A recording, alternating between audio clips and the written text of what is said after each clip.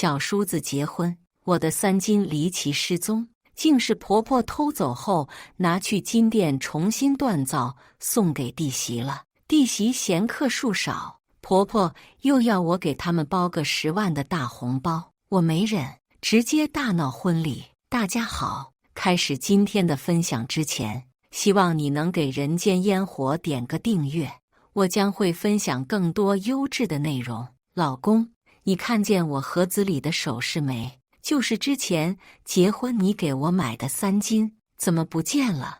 我翻遍了抽屉，也没看见踪影。老公关书阳也很纳闷，没有啊，我没动过，是不是你放别处去了，自己忘记了？你再好好找找。我仔细想了想，3金平时我不怎么戴，但因为有纪念意义，我一直保存得很好，放在这个抽屉里没动过。难不成家里进了小偷，我们都没发现？关书阳的话让我一阵后怕，但环顾四周，家里的东西都没明显变化。小偷来过的话，家里不可能这么整洁，而且别的东西也会少才对，这个可能性不大。你们2个在屋里磨蹭什么呢？还不快点出来，马上到时间了，要出发了。婆婆大力拍着桌子，不停地催促。今天是小叔子结婚的日子，马上准备要去喝喜酒了。我们都换上了喜庆颜色的衣服，婆婆穿着一身大红，连鞋子都是红色的。妈，你有没有看见我抽屉里放的金首饰啊？就是结婚时买的那些。婆婆把手伸进口袋摸了摸，反应很大。你的东西我怎么知道？怕是你自己弄丢了吧？还在这问别人？收拾好，快点出发去酒店。敬堂的吉时，要是因为你们耽搁了，你担当得起吗？他也不等我们，飞快走出了门。关书阳看了眼表，时间还早啊，妈这么着急干什么？我拉着他来到车子前，走吧，一会慢了他又要数落我们了。弟媳和小叔子已经坐在了婚车后座，满嘴抱怨，这车味道怎么这么大呀，熏死人了。车座也不买个贵点的，看着都劣质，一看就是假皮的。车是我们前几天刚换的新车，被小叔子关敬堂征用做了婚车。关敬堂扫视了一下车子内饰，婚车可是打头阵的，起码得100万左右的车才有排面。哥，你这实在太寒碜了，我都不想坐。他自己没买车，还嫌弃起别人的车了。我假装很期待，这么说你已经有心仪的车了？什么时候买了带我们坐坐，我们沾沾你的光啊！别说车了，他的彩礼钱都是东拼西凑的，我的钱有别的用处，车的事情先放放。关敬堂轻咳了一声，掩饰窘态。关书阳在开车，没有说话。吴巧欣接了个电话，着急起来，快点开呀！我的化妆师都到了，还得做造型呢。后面的车想变道，正往左侧开，这个路段有点堵车，前面的车开得慢，我们的车自然也快不到哪儿去。你会不会开车呀？后面的车都要超过我们了，赶紧往前开呀！关敬堂从后座伸出半个身子，抢夺方向盘，方向盘往左打了一轮，与后面变道的车撞了个正着，2辆车无缝挤在了一起，刺啦刺啦的声音对着关书阳耳边。他打开双闪，慢慢降速，把车停下。对方的车也停在了路边。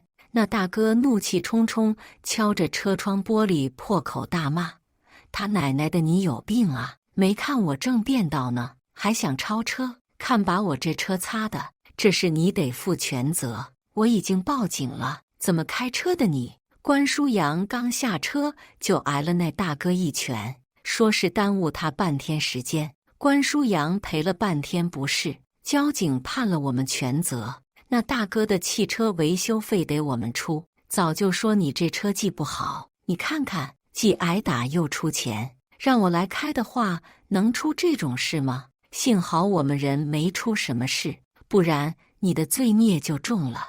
关敬堂抬眼看了一下，拉着弟媳下了车，走，我们换辆车。这车坐了要倒霉，坐不得了，开得慢还能出车祸，晦气。临走前还照着车子狠狠踹了一脚，车子左侧的漆刮掉了好大一块，有的地方已经撞凹了，维修费又得好大一笔钱。来到婚礼现场，弟媳吴巧欣在补妆和盘发，小叔子关敬堂已经换上了西装。婆婆忙不迭走过去，拉住弟媳的手，不愧是新娘子，今天可真美，给我们敬堂脸上争光了。吴巧欣闭着眼睛，敷衍地嗯了一声：“巧欣啊，妈没什么贵重东西送你，家里呢也没什么传家宝。前几天我特意给你打了一对金镯子，当你和敬堂的新婚礼物，妈给你戴上。”婆婆从口袋拿出一个锦盒，里面摆着雕工精细的2个金镯子，把它们套在吴巧欣双手上。吴巧欣这才睁开眼，看了看手上的金镯子，笑开了。谢谢妈。她吞下2个镯子，掂量了一下，笑容收了回去。我还以为多了不起呢，这金子克重这么少，放手上都感受不到重量，这你也拿得出手？婆婆有些不好意思，这已经是我能拿出来的最贵重的东西了，你先凑合着戴戴，我让你哥哥嫂子给你们包个10万的大红包，保证让你满意。吴巧欣眼睛都亮了，真的假的？你故意说出来哄我开心的吧？哥哥嫂子，没想到你们出手这么大方，算我小瞧你们了。婚礼结束后记得私下给我呀，我跟关书阳面面相觑，都是一惊。什么10万的红包？妈，你从来没跟我们提过呀。婆婆一副理所当然的样子，你们关系这么亲近，当然不同于外人，多包一点不是很正常吗？不要这么小家子气好不好？把10万说的好像10块钱一样轻松，这哪是多包一点啊？这是恨不得我们把所有积蓄都包进去吧？妈，你是在说梦话吧？婆婆被服了面子，下不来台，说出去的话又收不回去，开始数落起我们。舒阳啊，不是我说你，你也在外面工作这么多年了，连10万块钱都拿不出来，说出去自己害不害臊？10万块钱哪里多了？多问问自己有没有好好工作，好好赚钱吧。夫妻2个10万都凑不出来。我看着弟媳手上的金镯子，联想到自己的3金，心里有了怀疑的对象。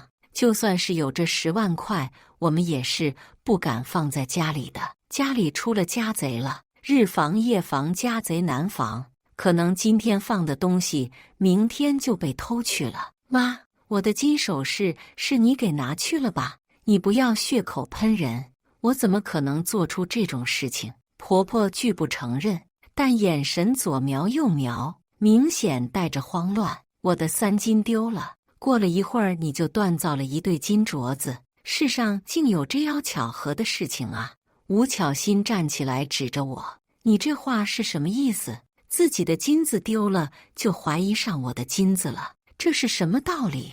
今天你不把话给我说清楚，婚礼你也不用参加了。房间里新装了一个小摄像头，正好对着我的柜子，是谁一看就能知道。我打开监控录像，房间来的人很少，画面很长一段都是重复的。婆婆看得不耐烦，想抢我的手机。你别浪费大家的时间了，他们还得化妆呢。大喜的日子，为了一点东西，让所有人都跟你一起闹腾，在我眼里，这就是她心虚的表现。我盯着屏幕，婆婆的身影出现在画面里。她看了看门外，看到没人，径直走向我的柜子，打开抽屉，把我的3金拿走了，还给金店打去了电话，问了重新锻造的工费。妈，现在你还说不是你拿的？铁证如山。婆婆也没了办法，但她还是不觉得自己有错。我们都是一家人，反正你放着也是放着，我看着都落灰了。金子回收再利用，不是很正常，放在你那也派不上用场，给巧心合适的很。吴巧心捂着手上的金镯子不放，一脸防备。我不管，给我了就是我的，我是不会还给你的，除非你给我兑现10万的红包，我还可以考虑一下。手机里这段视频要是被我放到大屏幕上，我们大家都会丢脸，你的婚礼也就成了笑话。这3金你必须得还给我。关敬堂拿起杯子，将水倒在了我手机上，手机进了水，瞬间黑屏没了反应。我们刚才什么都没有看见，你一定是记忆错乱了吧？我拽住他的领带，别装瞎了，3金你得还给我，汽车维修费也给我拿来。我哥自己车技不好，为什么要我赔钱？我没钱，金镯子是我媳妇的，你也别想。关敬堂丝毫不慌，推开我，整理好自己的领带。关巧心还惦记着那10万块的红包钱，朝我伸出手：“你先把10万红包拿来再说，别的我们可不认账。”你真这么想要那10万块？我看着他嚣张的脸问：“当然了，快点拿来。”吴巧心摸着手上的金镯子，眼里尽是贪婪。我到外面去了一趟。回来后，把红包递给吴巧心：“你要的10万红包，拿去吧。10万这么薄。”吴巧心打开红包一看，脸都气绿了。陆心怡，你耍我，在我大喜的日子包这种红包，我今天非撕了你不可。我给他的是一张印自天地银行的面额10万的冥币。吴巧心把那张冥币撕成了2半，挥手朝我脸抓来。我端起一边的香槟，浇了他一脸：“耍你就耍你了，还要挑日子吗？”吴巧心胡乱抹了一把脸，脸上黑一块白一块的，把我逗笑了。“你请的什么便宜化妆师啊？这妆花得这么快，一会来的宾客全被你吓跑了，你还怎么收人家的红包钱啊？”吴巧心气得发抖：“什么？我的妆花了？啊！”他跑到镜子前照了照，捂着眼睛尖叫。我移开他的手，按着他的脑袋往镜子上贴，多看几眼，吓晕了最好。我会帮你叫救护车的。吴巧心后退几步，表情扭曲：“这是我花大价钱化的妆，被你弄花了。今天要是不把钱赔给我，你就别想走出这个门。”老婆别急，看我抓住他，把他身上的钱搜出来。这请化妆师的钱，不就说有就有了吗？关敬堂不知道什么时候到了我身后，一步步朝我逼近。我原本是准备了个2万的红包，就放在上衣口袋里，露出的一角被他看见了。现在我改变主意了，1分钱都不想随了。你们是要钱不成，改抢钱了是吗？只可惜你找错人了。我拿起化妆桌上的定型喷雾，对着他呲去。他疯狂眨着眼睛，眼泪狂流，鼻子也未能幸免。眼睛还没好，又打了好几个喷嚏，杀千刀的。等我眼睛好了，打断你的手。关敬堂扶着桌子揉眼睛，嘴里不断咒骂。我摇晃几下瓶子，对着他按压到底。你是没这个机会了。定型喷雾很快被我用空了，我瞄准他的头来了个满分投掷。关敬堂身形晃了晃，差点没站稳。婆婆一个箭步接住他，把他扶到凳子上坐下。敬堂啊，你没事吧？眼睛能不能睁开啊？看得见吗？这是几？他比了个3。关敬堂眼睛还淌着眼泪。我只是眼睛辣到了，又不是瞎了。你别在这添乱。好，看得见就行。你赶紧去用水冲一下，客人来的差不多了，马上要上台了。婆婆急得恨不得自己替她痛，转过头对我这个始作俑者勃然大怒：“不就是拿了你的破金子，你用得着对我儿子下这种狠手吗？要是搞砸了他的婚礼，你以后别想进我们关家的门。”婆婆口口声声关心着自己的小儿子，却让大儿子无限的妥协。关舒阳从小到大都是这么度过的，已经麻木了。你是只有一个儿子吗？难道舒阳就不是你儿子了？同样都是你生的，区别却这么大。你拿我的东西补给他们，我们是上辈子欠他的，还是怎么着？关舒阳反过来安慰我，别生气，明天我们重新去买新的，旧的我们不要了。不是金子的问题，是他根本没有把我们当作家人，我们不是他的提款机，要多少钱就吐多少钱。我皱着眉头，心里很不是滋味。关舒阳叹了口气，没再说下去。吴巧欣跟化妆师吵了起来，化妆师拿着眼影刷要给他补妆，他翻着白眼骂骂咧咧：“你自己看看，你给我化的妆，这叫什么呀？我1万块就买了个这种效果呀，水一泼就脱妆了。我告诉你，尾款我是不会付给你的。当时化妆的时候，你说你不要厚重的妆感，要轻薄的，又怕伤到皮肤，什么都不让用，所以才脱妆的。我现在给你按正常流程来，保证不会跟刚刚那样了。”化妆师熟练地给他重新化好了妆，小心翼翼询问：“现在的妆面很完整，而且防水，你看看行不行？”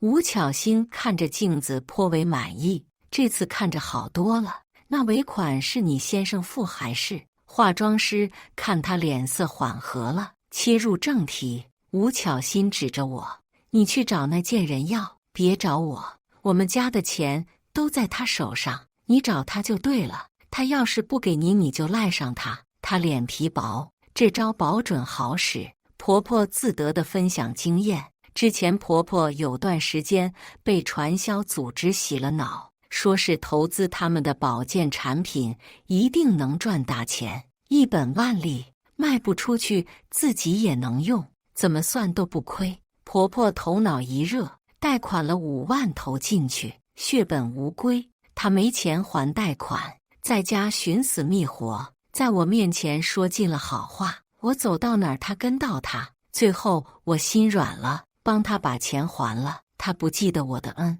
只认为那是我应该做的。5万说多不多，但都是我一点一点攒起来的。现在被他轻飘飘的几个字当成了辉煌的战绩，说给别人听。我痛恨自己曾经的心软。你以后别想再从我这要到1分钱，就是半分钱我也不会给你了。婆婆暴跳如雷，凶相毕露。我是你婆婆，你是要给我养老的，你还想1分钱都不给我？到时候10里8乡的口水都能淹死你，还有什么人能饿过你去？你让他们尽管去说，我不怕他们。你不是只认你的小儿子吗？我老公也跟你没什么关系了。以后你要是缺钱了，你要么投靠你的小儿子，要么去大街上要饭。我跟关舒阳是不会再管你了。关敬堂天天无所事事，只会啃老。婆婆知道她什么德行，肯定是指望不上她的。想到自己即将孤苦无依的中年，婆婆怕了。儿子，你当真不管我了？她看向关舒阳，也就只有在这个时候要钱的时候，她才想起自己还有个大儿子。关舒阳撇过头，用沉默说明了一切。吴巧欣赶紧撇清关系，你们是老大，要出也是你们出。再说我们举办婚礼花了不少钱了，我们可没钱给他养老。关敬堂在一边点头，就是，妈又不是我一个人的妈。婆婆愁眉苦脸，早已没了当初的张狂，又想用以前的办法让我心软。心怡，妈错了，你爸走得早，我把他们俩带大，你不知道是怎样的艰辛，要是连你们都不管我了，我可怎么办呢？你总不能眼睁睁看我去死吧？我无视了他，拉过化妆师来到另一个房间。尾款我可以付给你，但你要帮我一个忙。吴巧欣不会给他钱，他也就只能答应我了。我让他在补妆的粉饼里加一点能让吴巧欣过敏的东西，到时候吴巧欣一用就有好戏看了。宾客都来得差不多了，被安排到了各自的座位上。场地中间放着一个白色的多层大蛋糕，大屏幕上循环播放着他们拍的婚纱照片。婚礼司仪在绘声绘色讲述着他们的爱情故事。现在让我们有请新郎新娘上台交换戒指。吴巧欣拿着粉饼在脸上拍了拍，挽着关敬堂上台，脸上挂着一个端庄无比的笑容。他们面对面站着，司仪拿来戒指盒打开，举起放在他们面前。关先生，你愿意娶吴女士为妻，无论贫穷还是富贵，无论健康还是疾病，将来无论发生什么，都对她保持忠诚，珍惜她，爱护她，照顾她，直到永远吗？关敬堂取出戒指，单膝跪地，拉过吴巧欣的手，把戒指戴在无名指上。我愿意。吴巧欣脸上洋溢着幸福。接下来该她回答同样的问题了。她拿起另一枚戒指，却迟迟没递给关敬堂，左手在脸上挠了半天。这是我给他加的猛料起作用了。我在心里偷笑，但看在台下的宾客眼里，就是犹豫了。这个巧心在干嘛？诚心让我儿子在这么多宾客面前下不来台吗？婆婆都想冲上去代替她举行仪式了。关敬堂冲她挤眉弄眼，小声说：“老婆，你快帮我把戒指戴上啊！底下这么多人都看着呢。”吴巧欣这才如梦初醒。交换完戒指后，她就迫不及待把手放在脸上挠个不停。一只手还不够，换成了2只手，她越挠越起劲。关敬堂看不下去了，按着她的手不让她动。老婆，你别挠了，再挠一会儿妆又化了。吴巧欣一副要哭出来的表情。我的脸好痒啊，怎么办呢，老公？我根本控制不住啊！你自己往台下看看，你想让这么多人都看你的笑话的话，那你就继续挠。关敬堂强硬地抓着他不放。我们2位新人真是恩爱，让人艳羡啊！接下来，请将目光聚集在场馆中央，有请新郎新娘来为大家切新婚蛋糕，让我们台下的客人也沾沾喜气。有请。司仪伸手做了个请的姿势，婆婆往蛋糕跟前挤。这第1块蛋糕是喜气最多的，我要吃第1块，都别跟我抢。关敬堂牵着吴巧欣缓缓走下台。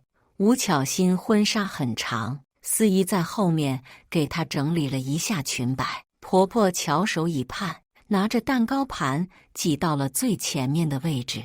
吴巧欣正往这边走来，每走一步都要整理一下裙摆。她的手还想往脸上挠，但顾忌着这么多人的目光都在她身上，又不敢有什么太多的动作，只能强颜欢笑。婆婆还在往前凑。巧心，第1块可一定得切给我呀，切大块点，1块哪够啊？你不得多吃点，把这一整个都吃了吧，我成全你。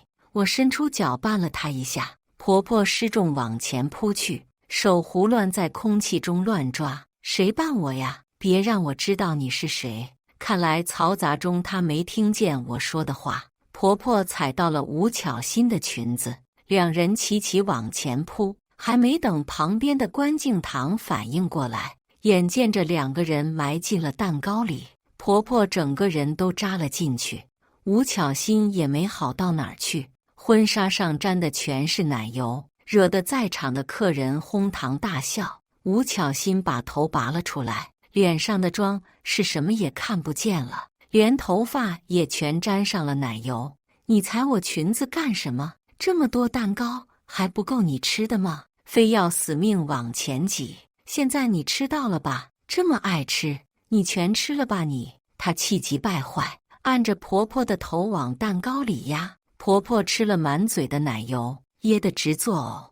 我拿出关书阳的手机，拍下了这珍贵的一幕，连接蓝牙，把这些照片传到了大屏幕上。这下全场的人都见证了。关敬堂嫌弃地往一边躲，别在这丢人现眼了。快把你的脸擦擦行不行？这下真给人看了大笑话了。妈的，你以为我想这样吗？还不是因为你那个蠢妈，碍手碍脚的。吴巧欣转过头就看见自己的丑样子出现在了大屏幕上。啊呀呀，这是谁干的？我的丑照怎么能留在世界上？快给我删掉！我扯着他的头纱，又拍下他表情狰狞的一幕。我干的。想让我删掉的话很简单，这种丑照留在手机里也是占内存。你把金镯子还给我，我当着你的面全删了，保证没有备份。吴巧欣头发全乱了，抹了半天脸也没把脸上的奶油抹干净。这是妈给我的，本来就是我的东西，什么叫还给你？你连红包都不给，白吃白喝我的婚宴。我没把你轰出去，已经是大发慈悲了。看他不愿意还给我，我攥着他的手腕，把金镯子往下薅。但金镯子圈口太小，除非剪断，生拽是拿不下来的。婆婆一定是故意的，定做的时候选了个只有吴巧欣能带得进去的尺寸。我们之间的账是算不完了。我让你在婚礼上大放异彩，怎么不算是贺礼呢？我踩上吴巧欣的裙子，她甩开我的手后退几步，婚纱下半截刺来一声，撕成了高开叉，险些走光。原来都是你搞的鬼，陆心怡，我就知道你没安好心，我就不应该让你这贱人来参加我的婚宴。我要重新举办一个，钱你得给我出。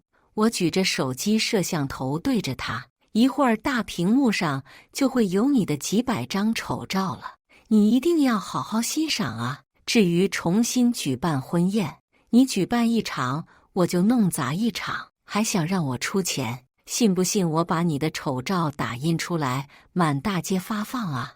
吴巧欣崩溃的大叫。关敬堂拽着她走了，喊什么喊？生怕别人不看你是吧？婆婆喉咙里灌进太多奶油了。现在还在扣嗓子眼往外吐。我切了块蛋糕，走过去嘲讽她：妈，我对你够意思吧？你说想吃第一块蛋糕，我立马成全了你，给你走了后门。试问全场谁能有你吃的多呀？是你绊倒的我。我笑着承认，把蛋糕放在她鼻子底下。来，再吃一块吧，妈。你刚刚吃的全吐光了，这可是喜气啊。怎么能吐出来呢？婆婆本来还想骂我，一闻到蛋糕的味道，条件反射的又开始呕吐。婚宴上，新郎新娘都不在场了，客人们吃饱了也就散了。老婆，我们也走吧。关书阳拉着我准备离开，婆婆着急忙慌追上我们。等等我，等等我，你们回去了，我上哪里找车捎我呀？去你最爱的小儿子家呀，我们家寒酸，怠慢了你怎么办？婆婆尴尬一笑，他们兄弟俩不都是我儿子吗？心怡，以前的事情我们就不追究了，行不行？我毕竟还是舒阳他嘛，你难道真要让我睡大街不成？我思忖了下，虽然关舒阳手机上还是有他偷3斤的视频，但现在就报警也不会罚得太重。太便宜他了，还得放长线钓大鱼。我们还是婆媳，确实不能闹得太难看。当时我也是说的气话，你不要往心里去。我假意原谅他。没有没有，那气头上说的话我能听吗？我就知道你是嘴硬心软。